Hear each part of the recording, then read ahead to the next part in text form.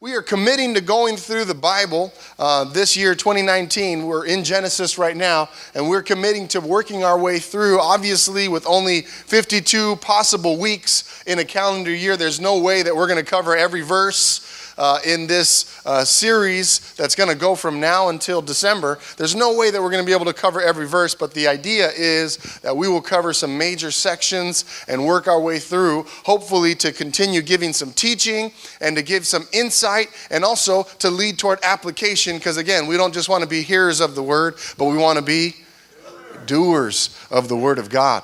And so we're working our way through, and man, I just wanted to start with something a little different. Don't typically do stuff like this, but I just been feeling the presence of God, the Spirit of God in a very special and beautiful way today, all throughout the entire morning that we've had, 8 o'clock, 9:30, and now in this service. God has been moving in a very special way, and I just don't want to miss that. Is that all right? I just don't want to move past that and not recognize that, not acknowledge that, and just notice that God is doing something special. And I believe that that's for a reason. It's not just for an experience or emotional effect. God is doing something special because he desires for us to fully be transformed into his image. And he's working on us. Somebody say, he's working on me. I know he's working on me. I ain't there yet, but I know I'm on my way. And I know that being in the body of Christ, being in the house of God, being in his presence, right? Surrendering to the movement of his Spirit, being encouraged through gathering together in worship, that is helping me get closer to where I know God wants me to be. And I know that it's doing the same for you. So I don't want to move past that too quickly. And just in light of some of the things that we've been praying for, some of the things that you've heard shared, and even connecting to the word that we're going to be getting into in Genesis chapter 6. So you can go ahead and start turning there. There's a classic song that's in my heart right now. So I'm going to sing this song. And if you know it, you could join me. And really, as we prepare our hearts for hearing God and hearing what he has to say to us today through his word. It's called Great is Thy Faithfulness. You know that song? Yes. Great is thy faithfulness, O God my Father. There is no shadow of turning with thee. Thou changest not, thy compassions, they fail not. As thou hast been, thou forever wilt be. Great is thy faithfulness, great is thy faithfulness. Morning by morning, new mercies I see. And all I have needed, thy hand hath provided. Great is thy faithfulness, Lord, unto me. Amen. The Lord is faithful, and he's been faithful. And even as Adam shared just a little while ago, it's a reminder to us of his faithfulness. And let's not forget that. And as we get into the Word of God this morning, it really does tie into this theme of God is faithful. So let's go ahead and say that together. God is faithful. Let's say it one more time. God is faithful. God is faithful. But I'm not. You don't have to say that. I'm just confessing. Okay? But if you're with me on that, then that's okay, because all I know is that my God is faithful, and man, I mess up. My God is faithful, but I make mistakes. My God is faithful, but I continue, even though I know what I should do, man, I'm tempted to go in a direction where I know I'm not supposed to go. And that is something that I have been battling my entire life, and it's this problem called sin. The Bible tells me that everybody's got that problem. It's not just me. And as we look at God's story, because that's what the Bible is. It's a story of God. It's a story of how God interacts with his people. We started a few weeks ago in Genesis 1 that he's the creator. He put things into existence, but it continues, and we start to hear the story about what that relationship is between God and his creation, and we start to notice some things about the character of God. Things like this. God is a loving God. He's a generous God. He's a creative God. He's a powerful God. And we could start generating generating these ideas because of the story that we have held within God's word. Amen? And so Genesis 1 tells us that he created things, right? And then Genesis 2 kind of goes a little bit more into depth about how he created us. You know, the crown glory of creation on the sixth day. God was so excited that everything he did in those first 5 days was leading up to that moment when he shaped a person together, blew his own spirit into the nostrils and called it man and woman. They're made in the image of God. And all of a sudden, you know, that relationship that God yearned. I mean, think about it. He was like, he made the oceans and separated them from the land. But he's like, man, I can't have a good conversation with the Pacific Ocean, as beautiful as it is. And man, look at the Alps over there in Switzerland. And it's beautiful with snow caps on top of them. But the snow caps are worshiping me. But they don't know how to comprehend my love for that mountain right there. And all of a sudden, he went through vegetation and he went through animals. And finally, he got to a place where he said, now this is made in my image, and now I'm excited about what this creation and me are going to do together. But see, God made everything good in Genesis 1. In fact, when he made everything, he said it was good. And finally, he gets to humanity and he makes us, man and woman. And he says it was very good, right? The first time that we see very included in all those 6 days of creation. And then we easily move into chapter 3 where we're introduced into this new part of the story. Because how many of us know that this is like a drama as we look through God's relationship with creation. And we get to chapter 3. And chapter 3 introduces us to this concept called sin. Somebody say sin. Man, sin is ugly, isn't it? It's so ugly that we don't even like to say it. Right? Because when people say, yeah, I have to confess, yeah, you know, I've done some stuff, or I've made some mistakes, or my past isn't, you know, exactly very clean and pretty. And it's like, we like to have euphemisms, right? But we don't like to just say, dude, I'm a sinner. And I got a whole bunch of sin that I'm working through. Right? It's almost like a bad word these days, you know.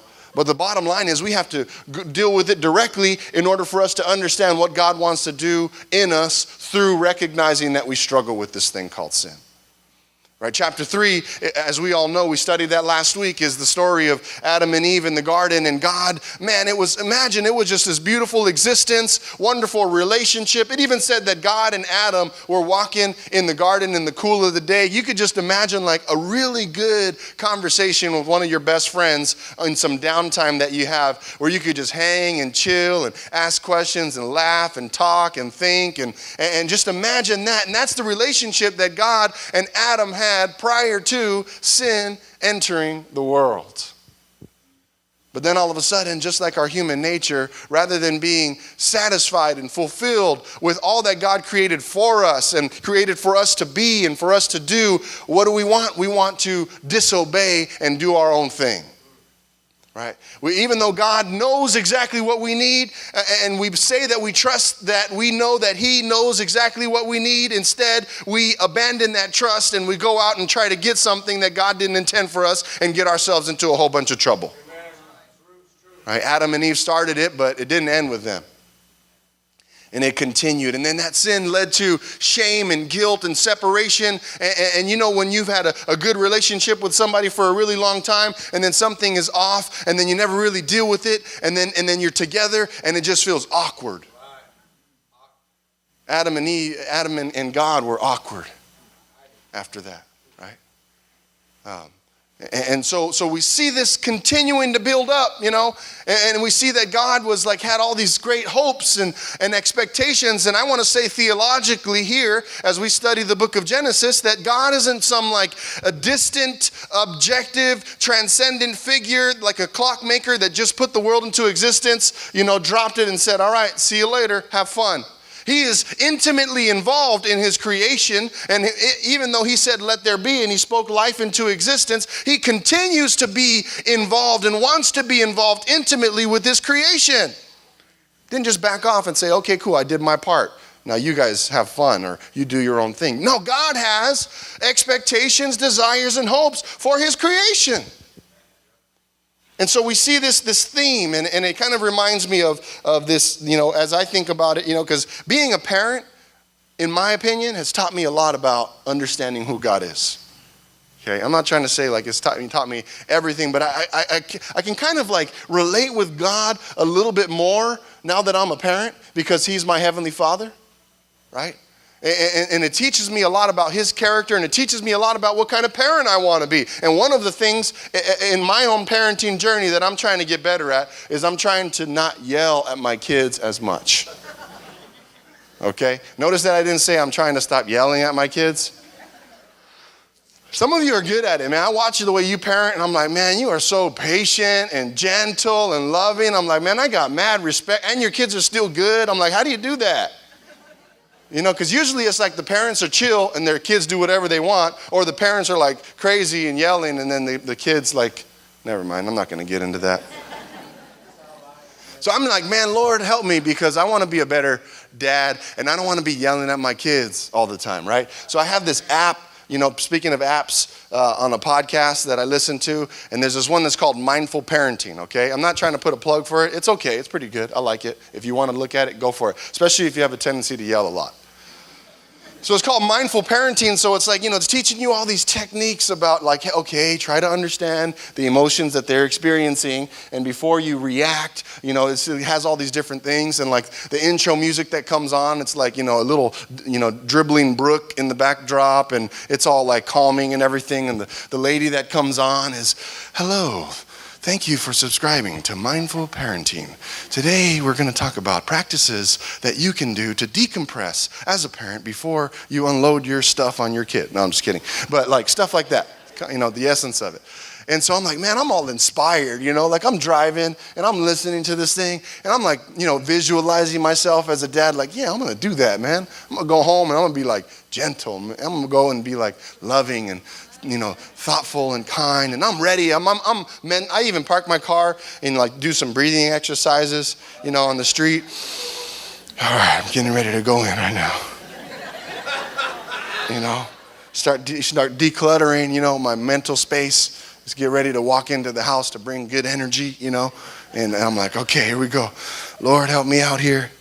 You know, help me be a, you know, less yelling dad. And then I walk into the house, you know, and then my kids, Daddy, you're home. And I'm like, all right, to give them a hug. I'm like, yes, we're starting off good. Like, this is awesome. Give them a big old hug. It's good to be home, you know. And then I look around and there's like Legos everywhere, you know. And I don't know, I mean, some of you are here are Lego people when you were kids, so like you can empathize with your kids. So when they do Legos, you're excited about it. I never did Legos as a kid for two reasons. One, my parents didn't buy them for me. So I'm still working through that. Secondly, okay, I was always nervous. Maybe I have some OCD, but like I didn't want to lose one little piece. And they're like thousands of pieces. So for me, I'm just like, just give me something that's like one, like a football. Like there's one piece. It's a football. Like I could do well with that, you know, or a bat or a skateboard. Like I'm good with all these. Like don't give me something that's 1,000 pieces. Right? Because then you get to that certain point when you're building it, and then you realize that the one piece you need to build the other 60% of it is gone, and all of a sudden now you're left with like a 45% project, and now I'm devastated more than I was if I didn't even have that in the first place. Anyway, that was a tangent. Coming back. So I walk into the house, there's Legos everywhere, Transformers, Beyblades, right? Which I only figured those out a few years ago, what those are, right? And then Ruthie's got Barbies, you know, she's got her makeup, you know, her stuff. She's got her little grocery store because for Christmas, all she wanted was a Minnie Mouse kitchen. So now she builds on that. She's like, okay, I got my kitchen. Now I need a barbecue pit. And then she's like, Daddy, and then, you know, can I have a refrigerator too? So I was like, hey, look, you know what? We're going to stop buying. We're going to start moving toward making, okay? So then I got like an old diaper box and just folded the outside flaps. And here you go, you got a refrigerator. She was excited. Anyway, parenting trick. So now we're making things, okay? Anyway, it's all over the place, okay? And then my wife, she's carrying the baby. The baby's just a little bit fussy, right? Everybody looks starving, you know? I'm tired because I got home from a long day. You know, traffic was bad on the 91 and the 605. And here I am pulling into the house trying to practice these mindful techniques, you know? So then I'm looking around, I'm like, okay, hey, Joseph and Ruth, do you think you guys can clean up the toys, please? That would be awesome. And, you know, and they don't even hear me. Daddy, can I buy this? No. Daddy, can you make me this? Not yet. I'm hungry. Right? So then, you know, okay, so I'm like, all right, let me try this again. Hey, guys, we got to finish, you know, what you have there, your snacks, and then we got to clean this up, okay? Still no response. So I'm like thinking about this lady, with this like voice. And I'm like, all right. Hey! All of a sudden the whole house looks at me. Here we go, clean up the toys. Let's make dinner. Let's eat dinner. We're going to get ready for bath, right? And all of a sudden, the next thing you know, I'm like, man, how do I do this thing without yelling? Man, I don't know. So anyway. But when we look at Genesis 1 through 6, okay, I'm not trying to make excuses for myself, but we see God's anger really starting to build up. All right, chapter 3, we get this sin that enters in, and that frustrates God. Did you know that sin frustrates God? In fact, sin makes God angry. And you might say, why? Oh, it's because he's holy and righteous. And I would say, yeah, maybe, I think so. But if you really want to know what I think about why sin makes God angry, is because of the effects that sin has on his kids. Like, man, when sin gets a hold of your life, all of a sudden now you go into hiding, you go into shame, you think less of yourself or more of yourself. You make decisions and commitments and you say things and you do things that are outside of character of who God intended you to be, and that makes him upset as a dad because he wants to see you be all that he created you to be. Oh, and then we get too caught up in a drug thing or an alcohol thing or in a relationship thing that's unhealthy, or we get too caught up in dreams and selfish desires and ambitions that are not in line with God's intentions for us. And next thing you know, all of a sudden we're so far away from who our Heavenly Father created us to be, and that makes him sad and upset. Is everybody with me so far? Right? Because as a dad, I can empathize a little bit now because that's what I want for my kids, man. When I see something happening that's a little bit off, like it hurts me, right?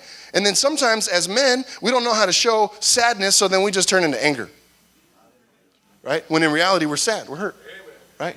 And in reality, I think it hurts God, the Father, when he sees his children, right, not trusting him, right?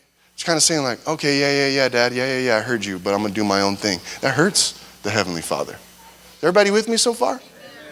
Right? And so we see this happening in Genesis 3, and we see it happening again in 4. In fact, in Genesis chapter 4, it gets even worse. And not only, in Genesis 3, like the big, the act in and of itself that inspired the rift between God and his creation was like, eating organic. You're supposed to laugh right there. Anyway. It was a fruit, right? We don't know what kind of fruit it was. It doesn't say it in the Bible, so anybody that tells you what kind of fruit it is, they're not reading the Bible because it just says it was a fruit. Anyway. But they ate a fruit that God said not to eat, and that was essentially the beginning of the rift. We get into chapter 4, and it's not just about eating different fruit. All of a sudden, it turns into a brother murdering his own brother. Now, that escalated pretty quickly. And why is that? It's because sin, believe it or not, begets sin. And grace begins grace. And when we look at chapter 4, let me just tell you how all of this sin came together, because you might just say, okay, we went from, disobeying God and, eating something that they weren't supposed to eat to all of a sudden now murder. But it wasn't just that progression. If you really think about what took place in chapter 4, here's what happened there. First and foremost, you got Cain and Abel, two brothers. It stemmed from disobedience because God required for their best to be given to him in this sacrifice. So Abel gives his best and his first. As Pastor T was mentioning, he gave God his best. He was unselfish, right? And he said, Lord, everything that I have is yours. I'm giving it back to you. It was a good offering. It was a good sacrifice. Cain didn't give his best. So started with disobedience. Then, because of that, right, part of that disobedience was connected to laziness and selfishness. See, oftentimes we don't think about sin as laziness. Right? When we think of sin, we think of sins of commission or things that we go way out of our way to do things that are way egregiously opposed to God's law. But in reality, sometimes sin is not doing what we're supposed to do. It's sins of omission as well as sin of commission. And so here in chapter 4, we see that there was laziness and selfishness, disobedience, and then that turned into jealousy and envy because Abel did the right thing and had a good relationship with God. So Cain was jealous of Abel's relationship with God. So disobedience, laziness, selfishness, jealousy, envy turned into hatred. That turned into murder. Is everybody with me so far? And then murder turned into hiding and lying and shame and guilt. And all of this stuff turns into cycles, these cycles that occur, right? And then the more shameful and the more guilty we are, the more distant we are, and the more distant we are, then the less likely we are to come closer to who God has for us. So this cycle continues. It's like a downward spiral into deeper and deeper lostness away from our God. And where does it start? From a little small sin. Like eating a piece of fruit that we weren't supposed to eat. Is everybody with me so far? See, and oftentimes because of the fact that we're so hesitant to name things in this culture that we live in, we don't even like the word sin, then we're probably not going to deal with it. So rather than dealing with something that should have been small, all of a sudden it escalated into something big that we're no longer able to do on our own anymore. Right? It's like an alignment issue with our car. You don't address it at the beginning, it's going to turn into something bigger. All of a sudden, rather than just switching some tires around and paying a couple bucks, now we got to get a new this and a new that, and all these things wore down because we didn't fix the thing when we should have. Similarly, sin is like that in our lives. Okay, it's corruptive. It's like a virus that continues to expand and continues to infiltrate all areas of our lives if we allow it, and that's what we're seeing in these first few chapters. Everybody with me? So God gets upset. He's like, man, first of all, this generation is doing this. That led to a generational sin. The next one is doing things that are horrible. And finally, we get into chapter 6, and we're going to read that in just a second. And you're going to see all the different ways that God was pretty upset at his creation. Okay? He started off whispering to Adam and Eve in the garden, and now in chapter 6, he's yelling.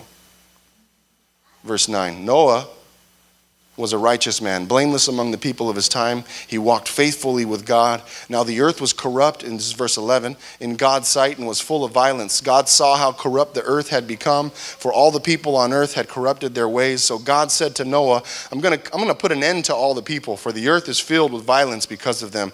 I'm surely going to destroy both them and the earth. So make yourself an ark of cypress wood, make rooms in it, and coat it with pitch inside and out. This is how you are to build it. And then he gives instructions on how to build it. Verse 17, I'm going to bring floodwaters on the earth to destroy all life under the heavens, every creature that has the breath of life in it. Everything on earth will perish, but I will establish my covenant with you, and you will enter the ark. You and your sons and your wife and your sons' wives with you. You are going to bring into the ark 2 of all living creatures, male and female, to keep them alive with you. Verse 22, Noah did everything just as God had commanded him. So it's the beginning of chapter 6. So God's upset. He's had it, right? He's kind of like, man, I've tried to do some fixes. Like I banished them from that one part of the garden. Hopefully that was going to fix things. It didn't fix things. And that's kind of like God's MO, is he's constantly trying to help us out, and we're constantly trying to push him away. Right? And so we finally get here to chapter 6, and God finally says, I got to start from scratch. I got to start from scratch. This thing is like irreparable. I got to just take this thing down. It reminded me one time, I thought I was really, really cool because I was learning how to build fences. And so I built one fence that was actually pretty good. And so somebody was asking me, hey, you built a pretty good fence. Think you can come to my house and build a fence? So I was like, totally, yeah, absolutely. So I went to the store, got all the materials, went to the house, right? Did all my little measurings and everything like that. Started to build the fence. I'm like, all right, this thing is going pretty good. And then like I take a step back and look at it. I'm like, okay, this thing is looking a little crooked, you know? And then I'm like, okay, well, maybe if I just like push on it a little bit more, the cement's still drying, like we can kind of correct this little thing. You know, I should have, used a couple more levels, and I should have used a couple more lines and different things like that, and I didn't. And next thing you know, finally you go all the way back, because once it's off just by a little bit, by the time you're at the end of like 30 more planks that you put on there, it's way crooked. Or as we used to say when I was a kid, it's cricket. Okay? And I'm looking at and I'm like, and then of course, that human nature part of you is like, oh man, nobody's going to notice anyway. Right? / I'm really embarrassed and I don't want to spend all the money to do this whole thing again. Right? And so I'm like, all right, well, we'll just be fine. And I call my friend, I'm like, hey, check it out. What do you think? You think it looks all right? And they're just like, yeah,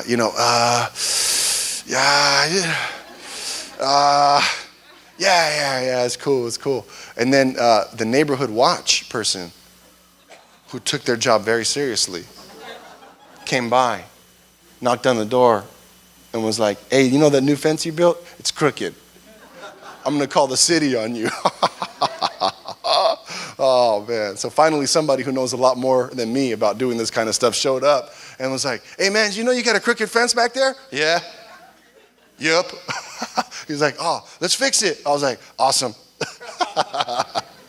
So I helped him fix it. But in order to do that, we had to take it all the way down first. Right? And as we think about God's relationship with his people, Genesis, we're working our way through. He's trying to do these little fixes in chapter 3 and fixes in chapter 4, fixes in chapter 5, and finally in chapter 6, he goes, this is too much corruption. This is too much disobedience. People got their fingers in their ears, and they're not even trying to hear anything that I'm saying. Right? And so God says, I'm sending a flood. Right?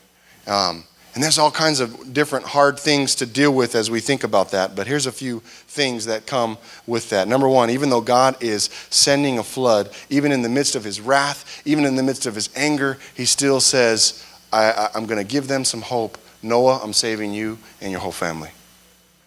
And he gives Noah instructions to build an ark. Right? And so they come together and they build this ark. And I want to make a couple of remarks about the ark. The ark is a symbol of God's grace. You see, no matter how crazy life can get for us, it might just seem like it says that it poured rain for 40 days straight and for 40 nights straight, and the water level began to rise to the point where every single thing was flooded. But even in the midst of moments in our life when things are so crazy and it seems like you can't go anywhere without getting soaking wet, full of all kinds of stuff surrounding us in our life, even there, God sends us an ark. Right? Even then, in the midst of that, God says, there's still hope. There's still a chance. Right? It doesn't look very good, but it's still there. And he preserves, he sends 2 by 2 of every kind of animal, preserves Noah and his whole family, and he sends that. And I want to say that the ark really, in Genesis chapter 6, is pointing us to Jesus. Right? Because in the middle of a world where sin is kind of like boss, Jesus comes in and says, my death is going to undo the consequences and the effects of sin. And so for those who find me will find refuge. Right? In the middle of crazy storms, they won't drown. They're going to have cover. They're going to have shelter. They're going to have food. They're going to make it to safety if they put their trust in me and not in the world. So the ark really, in some ways, is pointing to Jesus. Right? It's pointing to Jesus in that way. There is grace in the ark. First God says, I'm going to wipe everyone out. Finally, he says, you know what? I'm not going to do everybody, but I am going to start over, and I'm going to save this one family. I'm going to save Noah and his family. The second thing I want to say is this. When God calls Noah, he didn't just call him by himself, but he says, Noah, I want you and your whole family to come and to be part of this ark making and ark saving project. And I think that relates to us today, because when God gets a hold of your life and my life, he's not just doing it in isolation, but God has plans on how he wants to use you to make an impact and an influence on your own family, on your own neighborhood, on your own co-workers, and in every space that God puts you in. So in other words, if you run to the safety of God's ark in Jesus, what Jesus is saying to us today is take somebody with you. Come on, baby. Don't be selfish. Don't run into the ark, close the door behind you and say, I made it. I'm on the ark. Thank you, Lord. Sing songs all day long, but you're the only one in the ark by yourself. God called Noah and his whole family. In other words, God was saying, take them with you, Noah. And God's saying the same thing to you. Who is it that you're inviting into the refuge of God's salvation like Noah did with his family in the ark? Okay? I know that maybe Noah probably had a bad relationship with one of his sons and he was probably tempted to shut the door on him. But he brought him in anyway. Just kidding. Probably didn't. They were cool, okay? But I know some of you would, but that's shady, and that's why you're here at church, to get better at that. Okay? So you don't do that kind of stuff. So do it together, right? Don't just go on your own. God called Noah and his family. I love that. And God's calling you and your family. God's calling you and your friends. God's calling you and your coworkers, right? God's calling you and your wife or and your husband, right? And your kids. Amen? And here's something that's interesting. So they're on the ark, right? It says that it was like 150 plus days that they were out there on the sea. And finally, after sending out some different birds, a raven, and then a dove, finally, in order to see whether or not there was dry land, because the whole earth was covered, according to Genesis 6.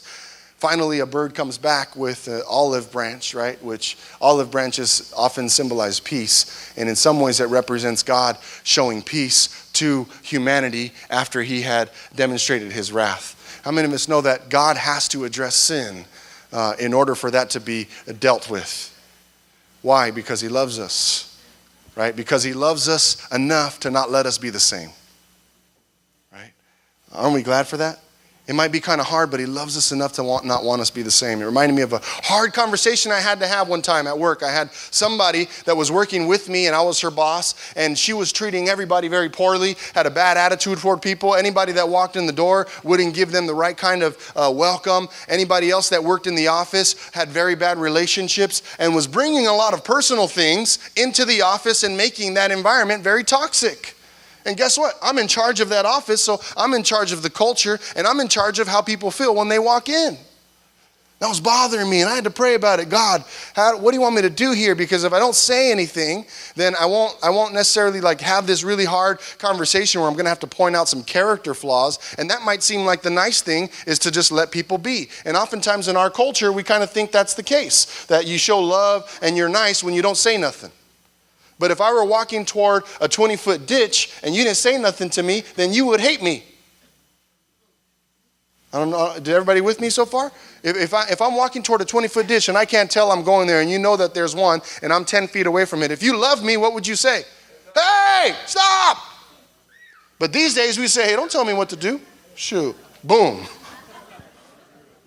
Right? Because saying something is the equivalent of not liking someone. When in reality, the truth of it is something that's called carefrontation, right? And I prayed about it and I said, Lord, help me, because I don't want to have the wrong spirit. I am upset, but I don't want my upsetness to come out and to kind of turn this thing into a bigger thing than what it needs to be. Give me wisdom here, Lord. And all of a sudden, God kind of coached me through that process, the Holy Spirit, and basically told me this, visualize her with the character that demonstrates what God wants for her. So I started visualizing that. I started visualizing a change, a change in the way she would interact with people, change in the way she would talk, and change in the way she felt about herself, right? And then God says, help coach her toward that. And where did it have to go? It had to go through a hard conversation. Hey, you're doing this, and that, and I'm seeing that, and others are seeing that, and that can no longer be the same, and that's got to change. Otherwise, we're going to have a challenge here, and if we're having a challenge here, you might not work here anymore. Right? Somebody, oh man, that's not love, right? When in reality, that was the most loving thing that I could do in that moment. That's right. Because all of a sudden, by the grace of God, that conversation went well. That person was able to deal with some things, address some things, and they were able to move toward closer to who God wanted her to be, as opposed to staying stuck in something that God didn't want her to be.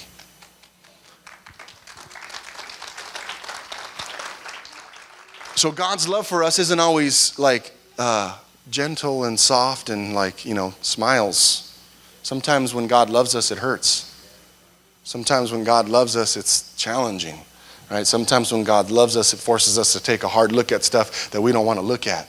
But that doesn't mean it's not God's love. Everybody with me so far? So God had to show some tough love to humanity. He does so. But then, even in the midst of it, see, this is the kind of God he is. Our culture either wants to make God really angry God that hates everyone because they're sinners and unholy and defiled, or turn God into this loving, gracious God that never calls anybody out. But God's neither of those things. Is everybody with me?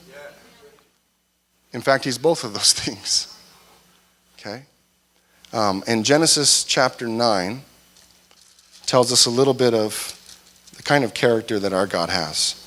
It says, then God blessed Noah. Okay, this is after they made it through the flood. They finally landed. And it says, God blessed Noah and his sons, saying to them, be fruitful and increase in number and fill the earth. Can anybody tell me where else that was said in the Bible? Adam and Eve, you're right. Just a couple chapters earlier. In other words, what God is saying is, I had to kind of hit the reboot button, but the same promise that I had for Adam and Eve, I have for you, Noah. Right? So God told him, be fruitful and multiply. And it says, the fear and the dread of you will fall on all the beasts of the earth and all the birds in the sky, every creature that moves along the ground, all the fish of the sea. Verse 3, everything that lives and moves about will be food for you. Just as I gave you green plants, I now give you everything. So the same command that he gave Adam and Eve, he gives again to Noah. In other words, what we learn here is that God is the God of second chances. Doesn't just leave us alone, right? Doesn't just kick us to the curb and say, nope, you messed up for the last time, man. My grace has run out. See you later. Our God is so good that no matter how many times we've decided to jump off the ark, he's always going to throw a rope out there if we're ever willing to get back in. Okay? You want to come in now? All right, there's the rope. Okay? And then I think kind of like what he says is don't do it again, right? So the Lord shows his promise, his mercies, his faithfulness like we sang about and thought about earlier. And then he goes on to give them a promise in verse 11 of chapter 9. It says, I establish my covenant with you. Never again will all life be destroyed by the waters of a flood. Never again will there be a flood to destroy the earth. And God said in verse 12, this is the sign of the covenant I'm making between me and you and every living creature with you, a covenant for all generations to come. I've set my rainbow in the clouds, and it will be a sign of the covenant between me and the earth. Whenever I bring clouds over the earth and the rainbow appears in the clouds, I will remember my covenant between me and you and all living creatures of every kind. Never again will the waters come and flood to destroy all life. Whenever the rainbow appears in the clouds, I will see it and remember the everlasting covenant between God and all living creatures and every kind on the earth. It gives this sign, right? It gives this symbol, and there's a beautiful illustration of a rainbow here that gives this sign that God gives on the tail end of this flood, this horrible, devastating flood, which, by the way, is like a really hard moment in God's story and in the book of Genesis, even though in many of our nurseries and children's ministries areas, we usually have these really happy pictures of floods. It wasn't that fun, right? It's kind of a rated R movie, to be honest with you, right? Complete, utter devastation and destruction of humanity except for one family. That's kind of brutal, right? But we put like giraffes smiling and, pretty arcs with nice rainbows, right? And that's kind of like what we are. We usually like to get to the end of the happy ending before going through the hard stuff, right? But in this moment, God gives a sign. The sign is the rainbow. And I want to just remind you that God has given you signs of his promises for your life. You could think back on moments when God met you and told you something and reminded you of who you were, who you didn't. Maybe God has given you a promise for your marriage and he's given you a sign of that. Maybe the sign is the ring on your finger, or maybe the sign is a restaurant that you went to where you had to have that one conversation that changed everything for the better. But God gives us these signs that we reflect on. I remember a sign for me early on. I had a sign when I was, as silly as this may sound, it's not to me because it's my life and my experience, but playing baseball at Carson High, I'd never hit a home run ever in my life. And for whatever reason, I was out in the outfield, we're playing a big game. And here my 17-year-old brain made sense to me to just ask God and say, Lord, our team could really benefit right now if we go up and I'm coming up second in the order. Lord, can I hit a home run right now? It's literally I'm at Carson High out there in the outfield right next to Dolores Street, right? And I'm standing out there and it's a nice South Bay spring afternoon. And all of a sudden when I said that little prayer with my glove on, right? Who were we playing against? Narbonne High School, right?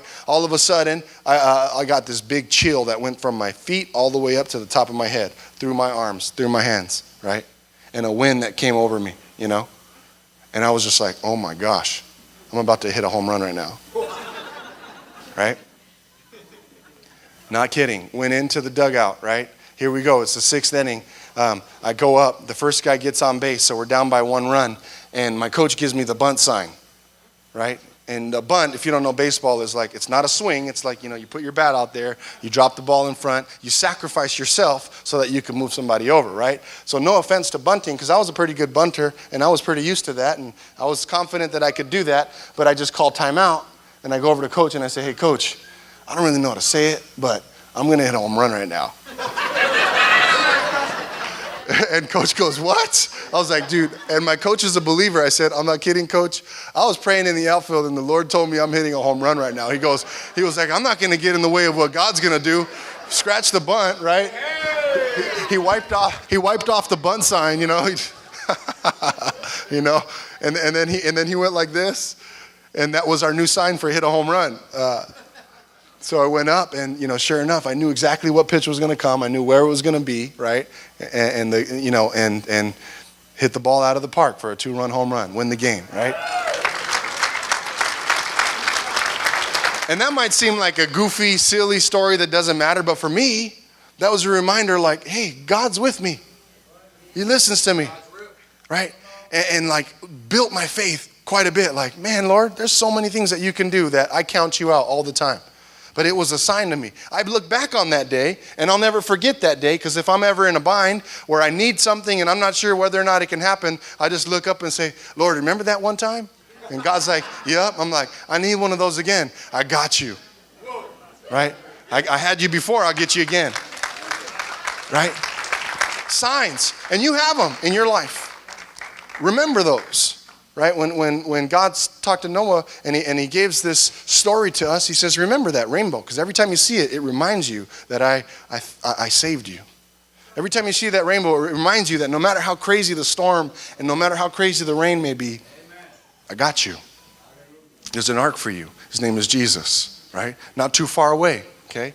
Not too far away from you. It's a sign. It's a reminder that no matter how crazy things might get, no matter how bad it might get, right? It's never too bad for God to come through, okay? Because our God is a big God, amen? And I want to make one remark about that picture. If you could just put it up really quick one more time.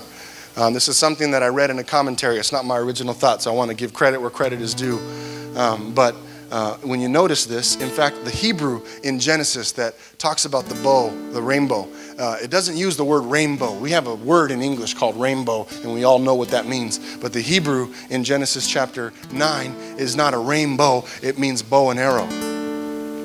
And so when it says, I'm showing you the sign is a bow, and the bow is a reminder that I will remember you, that I'll relent from my wrath, that I will restore you, that I'll bring salvation. And this is a sign forevermore of God's faithfulness. But notice this, that the sign that God gives, just like this cross doesn't represent good emotions. You know, that cross represents crucifixion. That cross represents death. That cross represents a thief or somebody who was against the Roman government or somebody who had done something terrible, a murderer. That cross represents execution. That cross represents the death penalty. Right? But we put it up here because it reminds us that through that cross, we have access now to salvation and eternal life because Jesus gave himself on that cross for us. And when we think about a cross representing that for us, it's not a pleasant imagery, right? It'd be the equivalent of like a machine gun up here on the wall, or the equivalent of a lethal injection up here on the wall. That doesn't bring up really good emotions for us, but the reason why it does is because it shows us that God is willing to inflict suffering, pain, and punishment on himself if that means that you and I would have freedom from the sin and death that come along with the lifestyle of us being sinners in our human nature. And that bow, right, not a rainbow, but the bow and arrow that God gives us as a sign, and I want you to think about this and how it relates to Jesus. Notice what direction the bow and arrow is facing, right? Notice that in this direction here, the bow is pointing up toward God, right?